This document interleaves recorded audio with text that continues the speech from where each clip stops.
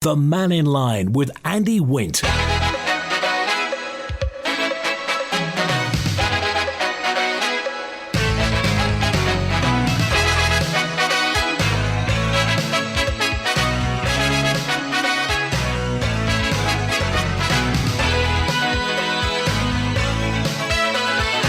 Good afternoon. Welcome to Mannin Line on Manx Radio. We're open line today through till 1, so the floor is yours. Lines are open. 66 13 68. Text 166 177. WhatsApp 166 177 or email studio@manxradio.com. Whatever's on your mind. Well, what do you think about that new estate for Ramsey? 153 houses to be built. Could be built there. Hartford Homes looking to develop the site at Vollen Fields. Steam Packet was the subject of a number of questions in the House of Keys yesterday. We'll look at that later on. But also yesterday, Gary Cobb was on, Director of Ronaldsway Airport. And Mike's first with us today. Hi, Mike. Hi, Andy. How you doing? It's Good, Mike thanks. Virtually. I'm sitting on the airport taxi ramp. I'm the rep for the airport taxi drivers down here at the airport. I didn't hear the show yesterday, but I believe we took a bit of a slating, and somebody actually even used the word the service of the taxis down at the airport is diabolical. So obviously that's going to get a few backs up and deserves a little bit of a comment from our side, so we can state our case a little bit as well. I don't see the service at the airport as diabolical at all. I see we have the same problems really that Gary Cobb has with his airport workers, with his ground staff, etc. Everything tends to arrive at once. I've been sat on the airport rank now for the best part of 2 hours. Next plane is due in at 1 o'clock. We tend to have Mondays and Fridays. Everything arrives at 5 o'clock in the afternoon. So you get 4 or 5 EasyJet planes coming down 5 o'clock in the afternoon.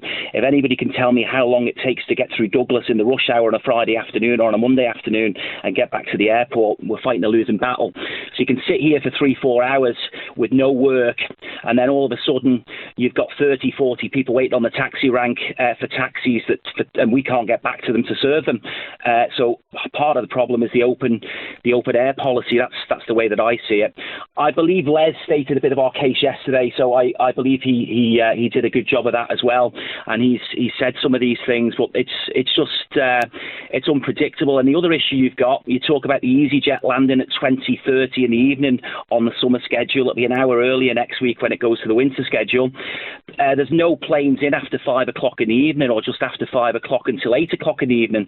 There's no encouragement really for taxi drivers to sit on the taxi rank at the airport for 3 hours with no planes coming in then, and then an EasyJet that may or may not arrive, or it may come in at 10 o'clock instead of 8:30. So I think people, before they start using the words like diabolical, they maybe want to sit down and have a look at the schedule, and maybe they'll understand some of the problems and the issues that we have. Is this a recent problem? I mean, by reason, I mean, was it happening before COVID? Were things ever better than they are now? I would say that the flight arrival times may have been better before COVID. The schedule with Flybe, there was a lot more. If you look at Flybe, when Flybe were operating 2 planes parallel, one to Liverpool, one to Manchester in the morning. Now, Flybe were smaller planes. You get a small plane land, you have airport taxis here. The service is going to be maybe better than if you get an EasyJet plane landing with 200 people on it, and you've got maybe 10-15 airport taxis here. We never know how many people on those planes are going to want taxis, but if you get 150 people getting off the plane that want a taxi, then you can't serve them. If you get 20 people getting off a plane that want a taxi, then you can serve them. So I would suggest that maybe since Flybe stopped operating, that EasyJet had picked up a lot of the slack on the Manchester and the Liverpool routes. So we're getting bigger planes coming in with more passengers on. And not only that, look at the schedule Monday afternoon and Friday afternoon. All the EasyJets come in at once. And it's just impossible to serve, especially around 5 o'clock in the evening going into Douglas. OK, Richmond Hill at the moment is only a temporary thing, but traffic's bad enough without the Richmond Hill issue.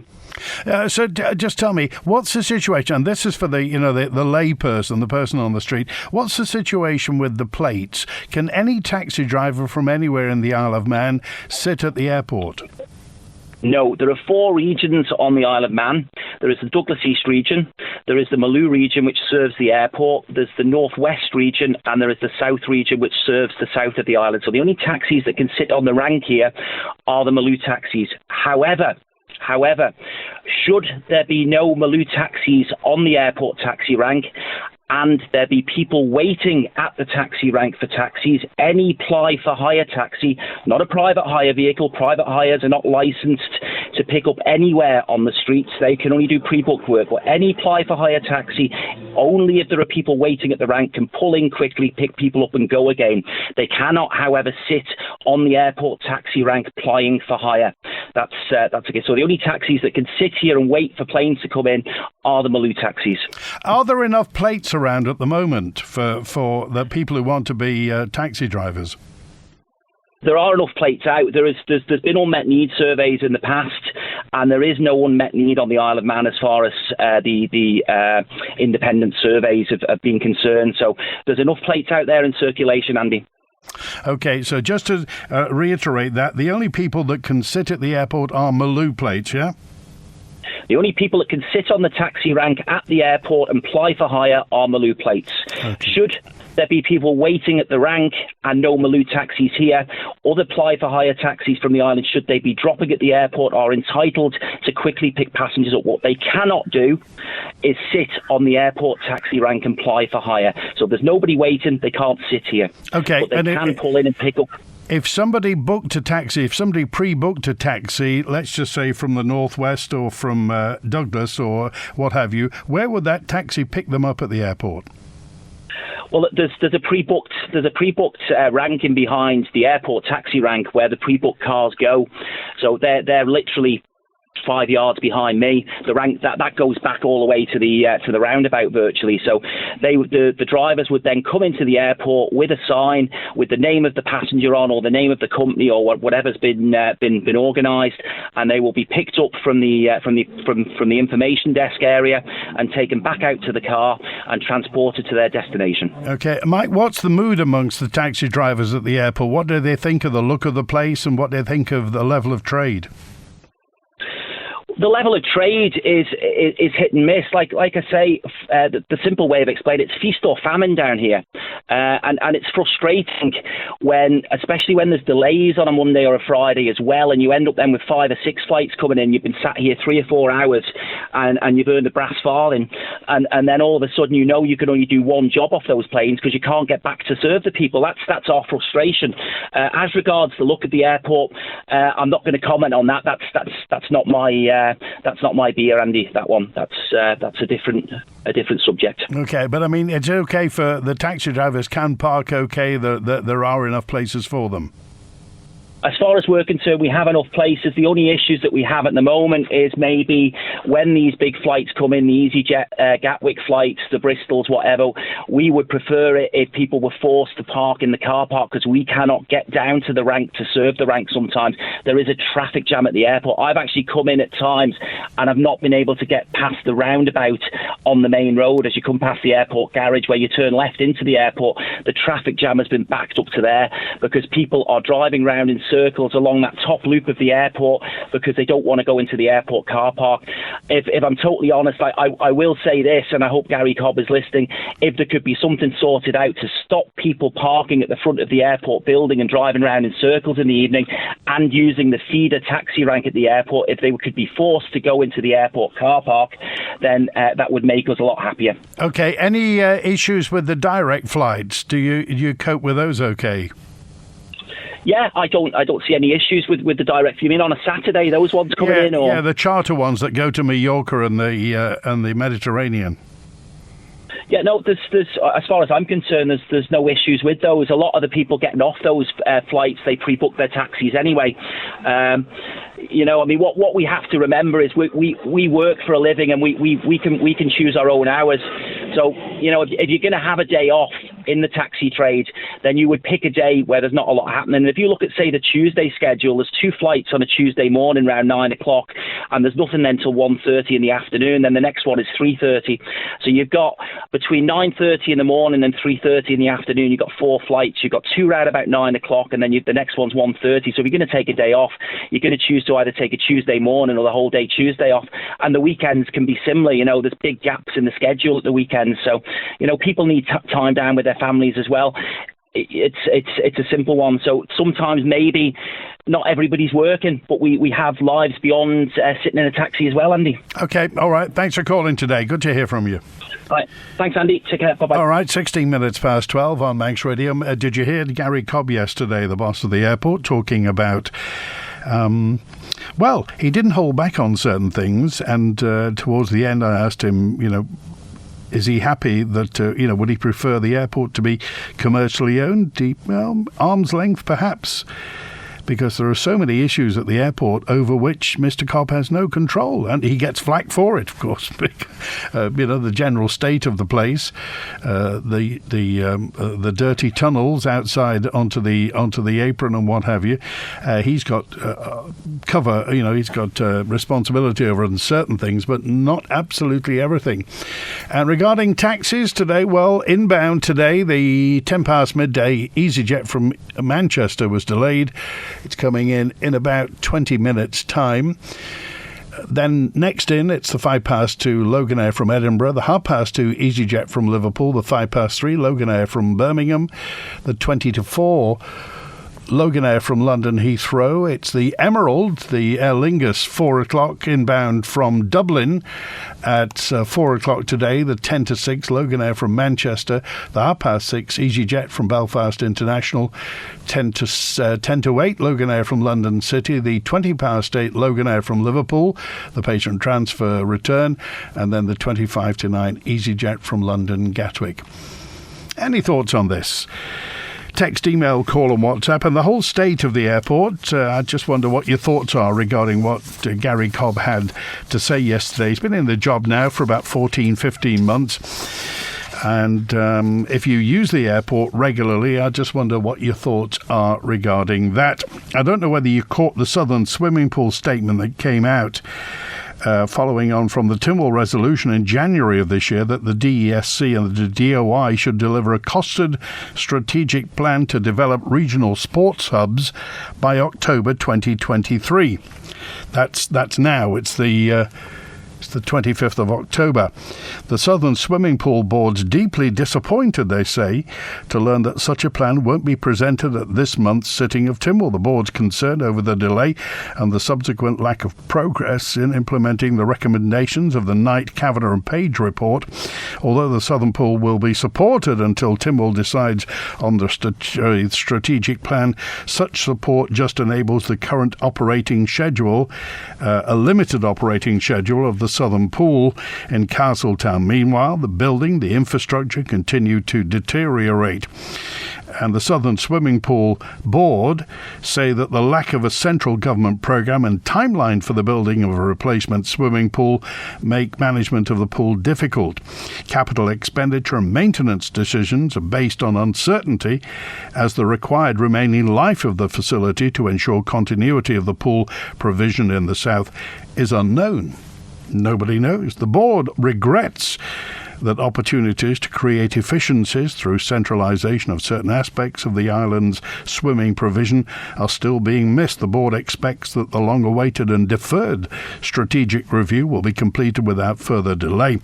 And the Southern Swimming Pool Board wants to work with central government and the Southern MHKs to ensure that residents in the south of the Isle of Man have a modern community pool just like everybody else. If you are a swimmer in the south of the Isle of Man, and if you've been following this particular situation, which has gone on for a while, I just wonder what you think. Are you a swimmer? Are you a morning swimmer at the Southern Pool? We've been told many, many times that swimming is very good for physical health. It's very good for mental health. So is it a given that we're going to have this pool for the future? What are your thoughts on this?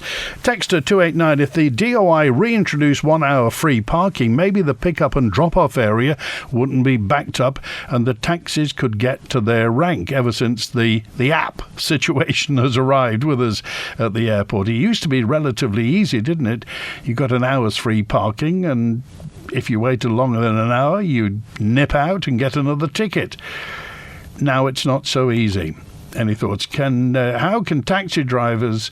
Fred says this... Fred doesn't think taxi drivers work. Fred, I'll bet you wouldn't say that to their face, would you? 807. Taxi driving, do they just sit there and smoke in their cars? Well, Fred, there we are.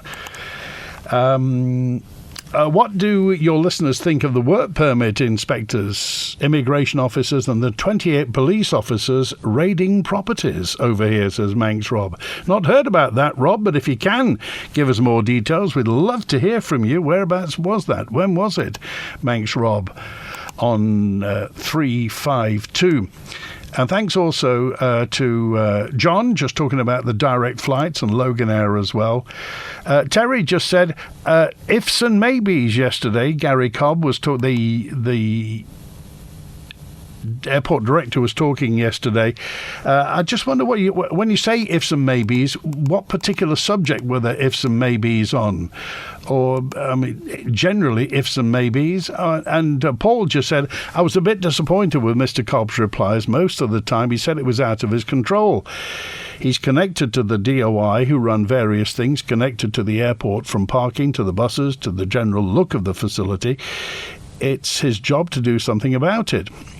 And I thought he was passing the buck and not pushing to fix things that are wrong. He said he called it the family, didn't he? He controls about a third of the people down there. But stuff is outsourced. Obviously, Menzies are the handling agent, so they'll handle certain things. But when things are outsourced, they're outsourced, and that's it. Menzies run what they run. And Mr. Cobb can't go around shouting the odds. Doesn't work about that. Jersey Airport is fantastic, says 011. And here's a note in from Max, who just says, everything is all about money. And Mr. Cobb was saying that we could do more if we had the money. Everybody wants money. Where is the money coming from? Well, it's a chicken and egg situation, isn't it? We had the gentleman on yesterday talking about flights for business and commerce, and sometimes they don't happen. And what sort of image does that give to the business community if our flights often don't actually happen? A note in also that just says, if Ronaldsway is looking at funding a GPS approach system, which will help when the ILS isn't working. A GPS system when it's not working, says Tony. Thank you, Tony, for that. I thought it was 15 minutes free at Ronaldsway. Is it 15 minutes? Is it half an hour? It's certainly not an hour anymore. And also another question, and I think Gary Cobb answered it yesterday, about who runs the airport website. And could it be made automatic? Because often people who are at Gatwick know way before people on the Isle of Man that the flight has either been cancelled or it's delayed and what have you. And often it's still showing as delayed on the Manx website. And it's actually been cancelled. Richard on 431 said, I was very impressed with Gary Cobb. I thought he did very well. And also, Ed asked what were his plans for maximising the commercial income that the airport can generate in order to try and balance the books. Well, we will be speaking to Mr. Cobb in the meantime, and obviously he will be speaking to the newsroom times as well. Now, I just wonder what your thoughts are regarding this new housing estate that's going to be built in Ramsey. 153 houses could be built in Ramsey. This is Hartford Homes developing the site at Vollum Fields. Hartford Homes seeking to get planning permission to build those houses. Andrews Road in Ramsey, 39 affordable properties with plans for a mix of small to medium-sized houses. Developers are looking for approval, in principle, also for a primary school on land at Vollum Fields. If approved, they will be built with air source heat pumps and solar panels. The houses will have their own parking, but the estate will also have room for a future bus route to run through the site. Do you live around there? Maybe on the Andrews Road in Ramsey? What do you think about it's a big estate, 153 houses and a primary school as well with a bus route. You got any thoughts on the matter? Well, they've got to be built somewhere, haven't they? The new houses, the new residents are going to be somewhere on the Isle of Man. So where do you think they should be? Text, email, call and WhatsApp. I was also glad, says Joe, to hear yesterday Gary Cobb saying they're doing more flights to European countries. These are the direct ones. Portugal, Tenerife. Great job. Keep it up, says Joe. Enjoyed that. Easy fixes for Ronaldsway, says Jim. We need a decent food and drink offering upstairs. Also, somebody needs to go around and pick up the litter and put proper bins in the smoking areas and paint it white with black highlights. Just needs to be made to look smart and not beige. Beige is drab, says Jim. A lick of paint, perhaps? What do you think? And also, any chance of flying to Kerry Airport direct, says 614. Well, if Mr. Cobb were here, no doubt he'd say it's down to the airlines, isn't it, as to, whether they want to come in. He said yesterday, they come in and just say, we're going to fly to a place, and then over they take and away they go. But anyway, any general thoughts on the airport, by all means get in touch. Text, email, call and WhatsApp. Rosemary's with us now. Hi, Rosemary. Hi, I just wanted to warn people that if they have a Chubb care unit, which is a unit attached to the phone used by the elderly that you can press the button and get help if you need it, is no longer working with Shaw. Since when? Well, in their emails they tell me they have never supported it, but I've been on Shaw for nearly 20 years. I've been on the Chubb Care for 9 years. It was working when it was fitted. It was working when it was tested last year, but they now say they no longer support it. You can still press the button, and Chubb notes that you've pressed the button. Apparently they're supposed to call you back on the landline. Sometimes they do, sometimes they don't. But they can't now talk to you through the unit. So you can't say, I think I'm having a stroke or I'm having a heart attack. You just have to either wait for them to call you, that they might not do.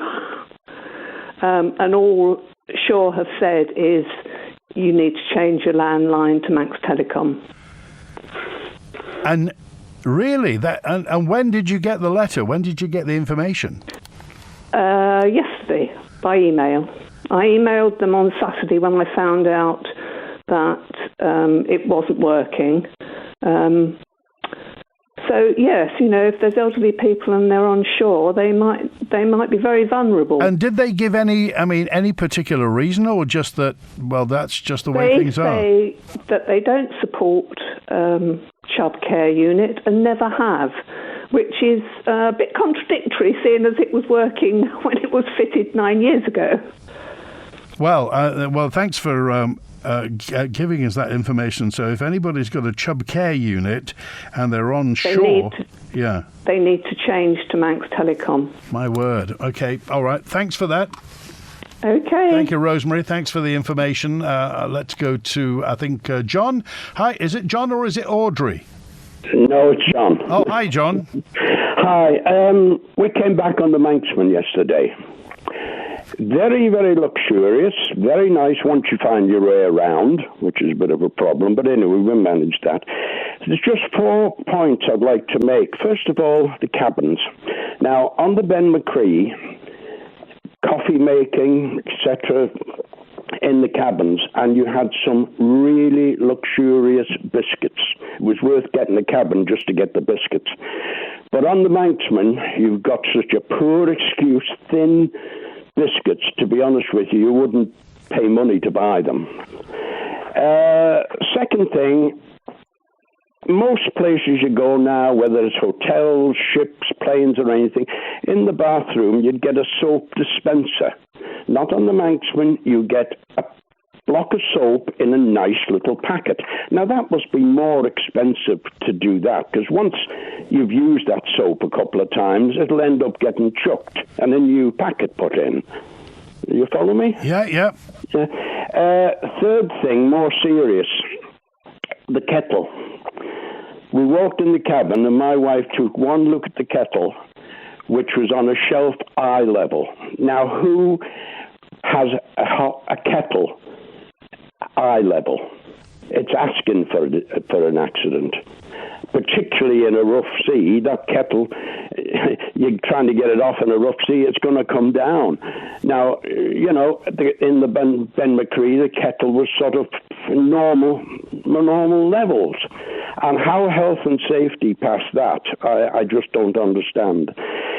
The fourth thing, children's play area. Very well equipped. The kids in there were having a fantastic time. And like all kids, they were making one hell of a row, the noise. And it's right next to the check-in desk. And I felt sorry for the blokes working there because you couldn't hear yourself think with the noise of the kids. You'd have thought they could have separated those two areas up anyway. But I felt sorry for the bloke. I said, you've got a nice quiet area to work in, haven't you? And he just smiled. But I'm sorry if I'm having a moan, because the ship is good. And did you take a car on, or were you a foot passenger? Oh, no, we had the car. Okay, and how did you find the loading and unloading? Well, as usual at Heysham, you've got to sit there. You know, we thought, we'll get down early. No, everybody else had the same idea. So, we got there about 1:10. I think it was probably about 2 o'clock when we got on, But there's nothing you can do about that, because they're obviously loading the freight first. Okay, all right, John, we've noted those down. Thanks for calling. Okay, bye. Good to hear from you. Thin cabin biscuits, a block of soap and not a dispenser, a kettle at eye level, and the children's area. Thanks for that, John. Also, funny enough, I got some messages in regarding Manxman as well, and regarding cabins, and this one person was a little perturbed that there aren't any keys anymore. It's all key fobs, modern key fobs. And let's just hope nobody has an adjacent key fob that opens anybody else's cabin door. I don't think that would happen. Well, steam packet's been a subject of a number of questions in Keys this week. Lewis Foster's been looking at it. Lewis?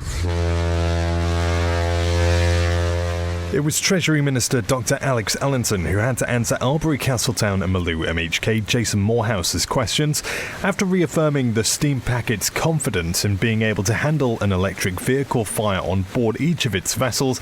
The questions turned towards the Ben McCree and how many times she's been drafted in to ferry passengers to Heysham when the Manxman could not. The Ben McCree has replaced the Manxman on 2 occasions.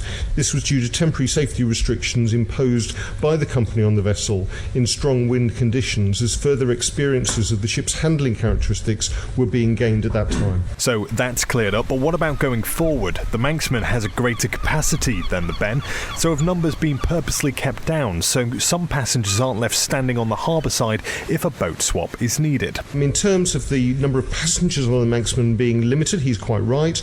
Initially this was set at 600 while the final crew training was completed.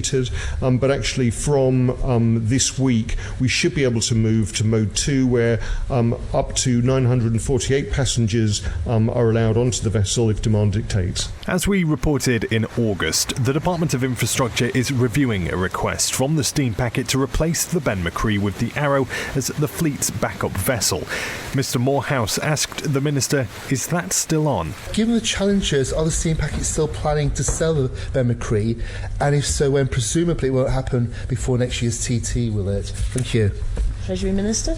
We're going way beyond the scope of this question yet again, Madam Deputy Speaker, but if I could be helpful to the Honourable Member, I think it's been quite clearly stated that the Isle of Man Steam Packet Company cannot sell the Ben Macree without an amendment to the current Strategic Sea Services Agreement with the Department for Infrastructure, although I know that there are plans and in fact a schedule for that to be reviewed, but that wouldn't just be about any proposed sale of a vessel. That would look far wider at the Sea Services Agreement, including important aspects such as fares, the schedules and the routes. So with more tickets aboard the Manxman soon to be available for each sailing and the new flagship progressing through the stages of its sea trials, how long left for the Ben Macree? Well, you wonder, would you miss the Ben Macree, I wonder? Wilf's on now. Hi, Wilf. I don't know. I'm probably the only Ramsey commissioner that's against building this new estate. And the reason is we've got big lumps of ground in Ramsey that should be built on first. Empty ground instead of building on a good green field. Whereabouts is free then? Where's the land in Ramsey big enough for 153 houses? Well, why has it got to be 153? Who's waiting? I don't know all these people who are waiting to get in a house. I don't know who they are. Where are they going to come from? Listen, if we're going to, our chief minister wants to fetch all these people in. What are they going to do when they get in? I wouldn't mind if there's a load of doctors, nurses, or whatever, them sort of people to come into the Isle of Man. But if you're going to fetch ordinary people in, what work are they going to do? So just tell me then, where are the bits of... OK, if there's nothing for 153 houses, are there bits and bobs of land around Ramsey where you can put half a dozen or a dozen houses? Yes, there's a big lump on the quay here, not far away from me, for a start. It was the millionaire fellow, what do you call him, Hemmings, was going to build something on the front here. He knocked all the buildings down. Called it in Carroll, he's knocked all that down. That's been lying there for 2-3 years now, like it is. All it is now is, it's a load of buddleia growing there now for the butterflies. That's all that's grown there since that man is dead and gone. So I don't know what's going to happen to the site, but that's a huge site. You get a whole load of houses on there. We've got a big piece of ground at over by the bakery, belonging to the commissioners already, which it doesn't seem that you have anything doing on it, only loads of rubbish on it. We've got plenty of room for that anyway. You can tell me, Wilf, who owns the bakery site? Commissioners. The commissioners own the... No, sorry. Not the actual bit. No, this is a piece of ground right at the back of the building that the commissioners have across from the bakery. Right. So who owned the old railway station site where the bakery actually was? Who's got the freehold of that? I don't know. Who's got that now. Yeah, I wonder. We were talking about building a load of houses over Puldewey, as they called it. But I don't know is that going to happen because that's a floodplain. But we have good dry ground in Ramsey, big pieces of it, with nothing sitting on it, and ready for building on. Has been for years. We've got the Moorick Yard over the Moorick there by the lake. A huge site there. They put a huge block of flats on there or whatever, and it's just left doggo. There's nothing in there but junk. Belonging to commissioners, rubbish. Well, it's all rooting out and building on. All right, so you reckon get rid of the brownfield sites before going on a greenfield site? Definitely, and it's all rubbish. They're talking about, we'll have a school there, we'll have a pub there. We don't need a school. We've got schools. Where are all these people that standing waiting or sleeping on a park bench, waiting to go in a house. Where are they all? There's loads and loads of houses in Ramsey now for sale. Nobody's there buying them. So where are they, all these people? Are they going to be... I think that a lot of these houses will be built and kept by the builders and put out for rent. Oh, I see. I think that's the way it'll work, because all the other estates is that sort of way, that's still owned by the builders. They haven't sold them. It's more lucrative to put them out for rent. All right, okay. When's the planning up for this estate anyway? I don't know. It's coming up shortly. But I know I haven't heard anybody at all, apart from our commissioners, who want this estate. Because we're overrun with traffic in Ramsey now. We've got no parking left. Come the weekend, there isn't a place you can park anywhere. And there's too much traffic. You're waiting at roundabouts and things. It could be 5-10 minutes before you can get to move. All right. Especially at school time and all that. All right, well, thanks for calling today. Okay. Cheers now, 19 minutes to 1. For all your motorcycle needs, ride on down to H&H Motorcycles. We offer new and used bikes for purchase for any budget. And you can trust H&H to deliver quality health checks, full service, repairs and suspension upgrades. H&H are totally motorbike mad. Find us in South Quay Industrial Estate or call 665646. Ask for Dave. H&H Motorcycles. Crossroads Isle of Man, putting carers first. Crossroads have been providing services to local carers and people with care needs for over 30 years. As the leading provider of support for carers on the island, our services are all about improving the lives of carers and giving them a break from caring. Visit crossroadsiom.org for more information. Crossroads Isle of Man, putting carers first. Everyone's more conscious of energy usage nowadays, so Manx Utilities has begun installing smart meters for standard domestic customers island-wide. With our Smart Living app available too, you'll be in control of tracking and managing your energy. No need to contact us, we'll be in touch when we're ready to fit your smart meter. Visit the Smarter Living page at manxutilities.im. Manx Utilities, delivering a smarter future. Looking for a great night out? Something a little different? Then join us at Mannin Hotel as we pay tribute to some of the best music acts in the world. Guess what's new, Pussycat? Enjoy our Tom Jones tribute night on Saturday the 11th of November. For only £195 per couple, enjoy a night of your favourite music, a 3-course a la carte dinner, plus overnight stay and breakfast. Book now. Visit manninhotel.im or call 602 555. Option A is not too far away, and all this week on Manx Radio you can be a winner as we play The Devil is in the Detail. All you have to do is go to manxradio.com and work out our devil in disguise. There'll be a different one each day, and at the end of the week we'll give away a Option A hamper from ShopRite, crammed full of spooktacular goodies just in time for the 31st of October. The Devil is in the Detail. Play now for your chance to win at manxradio.com. The Mannin Line with Andy Wint. 16 minutes now before 1. Roger's on now. Hi, Roger.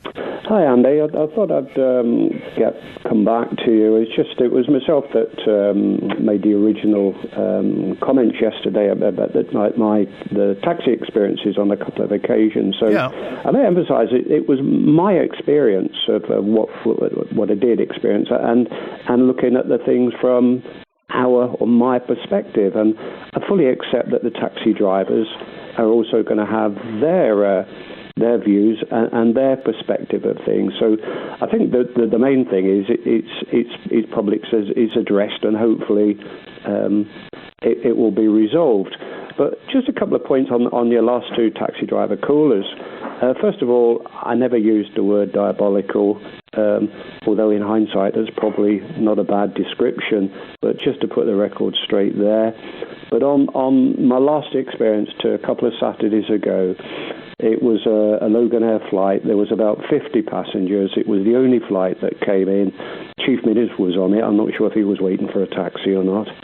But all I can say is on that particular evening, about 5 o'clock on the Saturday, there were no taxis, and we waited with others about 30 minutes before I went into the airport to get a list of local taxis, which I rang with no avail. So total time there was about 45 minutes. Now, your taxi driver yesterday said that they're there from early morning to late night. I don't dispute that, but not on this occasion.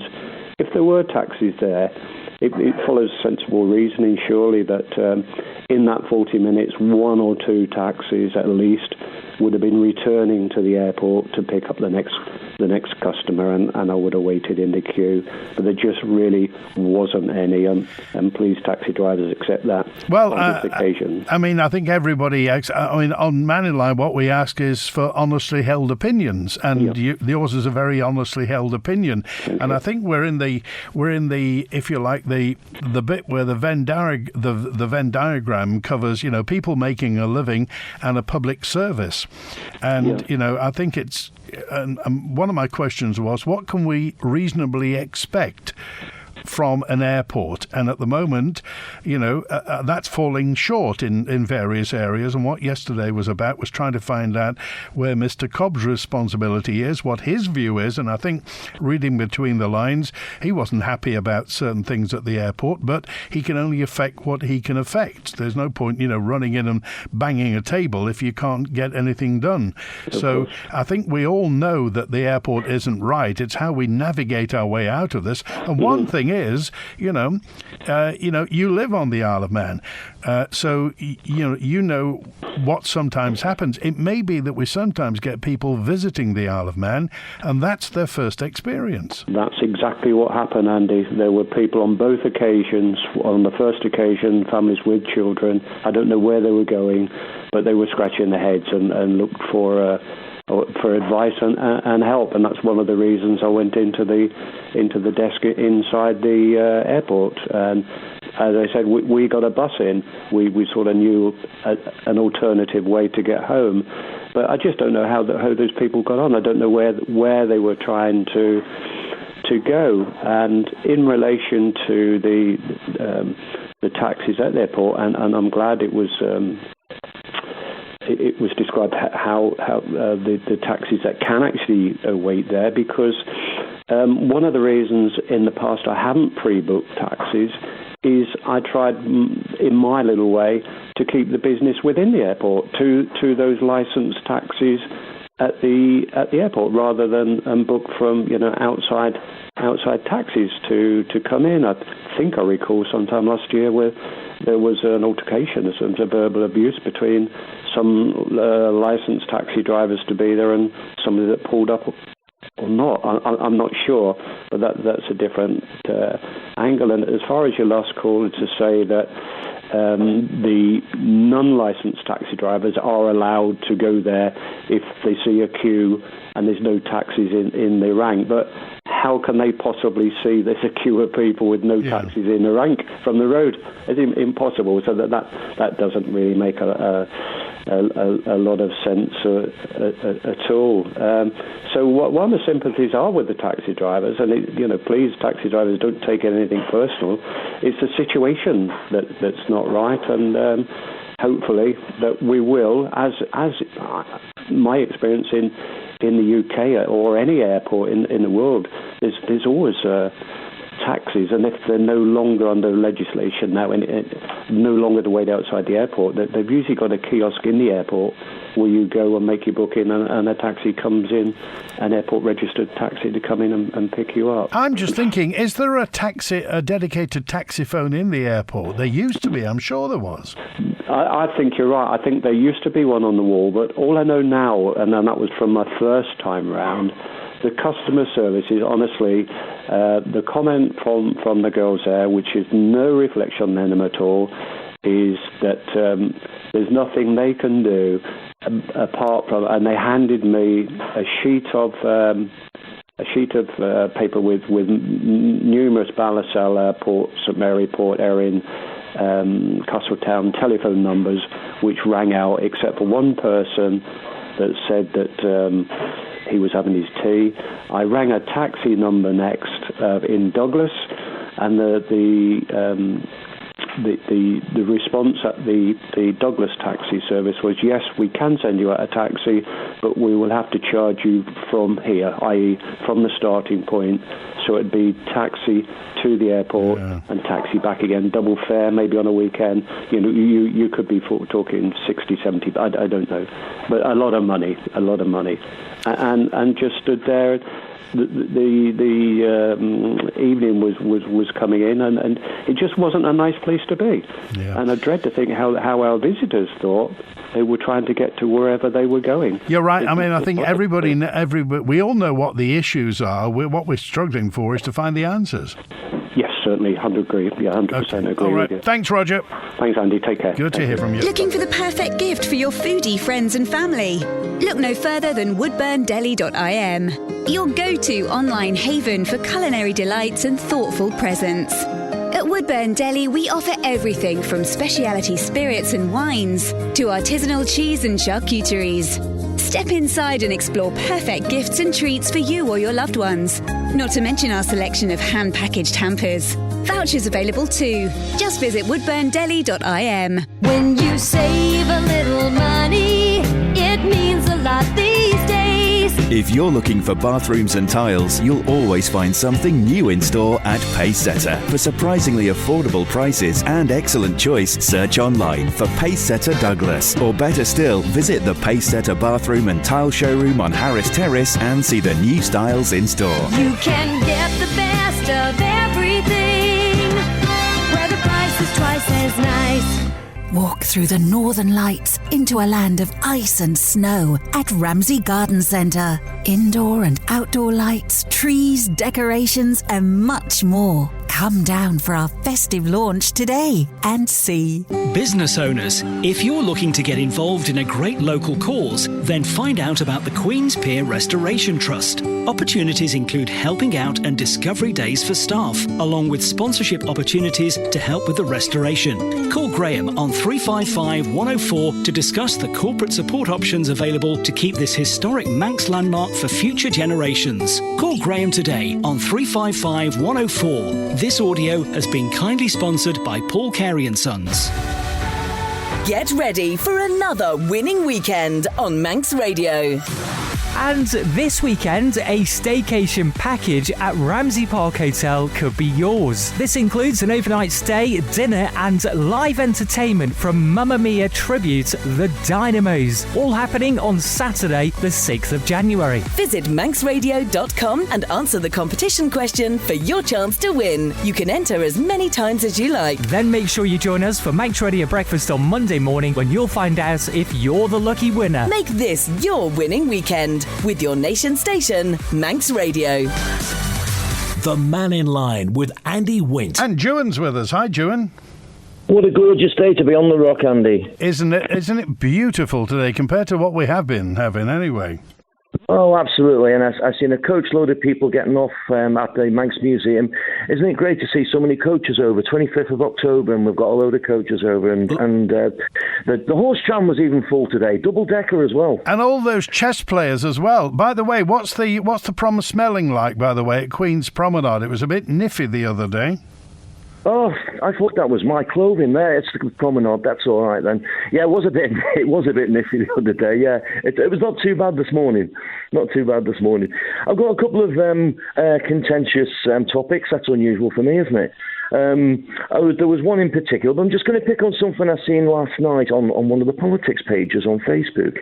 And obviously, they're very hot at the moment is the assisted dying policy that's trying to be put through.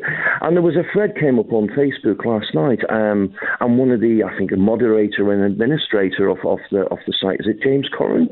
And I was quite taken aback at the way that they were going on. It's people with religious views that were holding this up, and certain MHKs. And I know Andrew Smith, and as I know quite a few of the MHKs, and they're calling him out to be a disgusting person because of his religious views. I'm just wondering if James wanted to actually come on the programme and just enlighten us on that. How times have changed, because you've got religious views, you're a disgusting person because you've got a view on assisted dying. I find it getting a little bit nasty in the whole scope of things, where people are just trying to wade through it and make sense of it. And what else? Okay, released last week from the Florida State Surgeon General. As we said the other day with Alex, we only do facts, so we're trying to go through the facts. So, Florida Health, and this is a guidance for COVID-19 boosters, released in September. I'm going to cut down to a couple of the main points in it, highlighted in black. Based on the high rate of global immunity and current available data, the State Surgeon General recommends against COVID-19 boosters for individuals under 65. Individuals 65 and older should discuss this information with their healthcare provider, including potential concerns outlined in this guidance. I'm just going to quickly go on to some of the guidances, Andy, without too much detail. Throughout the pandemic, studies across geographic regions have found that the mRNA COVID vaccine are associated with negative effectiveness after 4 to 6 months. As efficacy waned, studies show that COVID-19 vaccinated individuals develop an increased risk of infection. This is not found by other vaccines, including flu vaccine. mRNA vaccines present at risk of subclinical and clinical myocarditis and cardiovascular conditions among other healthy individuals. There's a bit more there as well, but I hear. And this is all the Florida Surgeon General, you say? I'll send it to you. This is released to all medical care providers within Florida. There's quite a bit more there, but it just gives you the rundown on it. Speak to you again about it. Thanks for calling today, Stuart. Right to see that, see what they have to say, the Surgeon General in Florida. Open line tomorrow, Thursday and Friday. Next Wednesday, a week today, the Chief Exec of Manx Care, Teresa Coates, going to be live on Manx Radio. If you've got a question for her in the meantime, you can email it, you can call it, whatever you want to do. Thanks to Ben and Chris on the phones today. WINT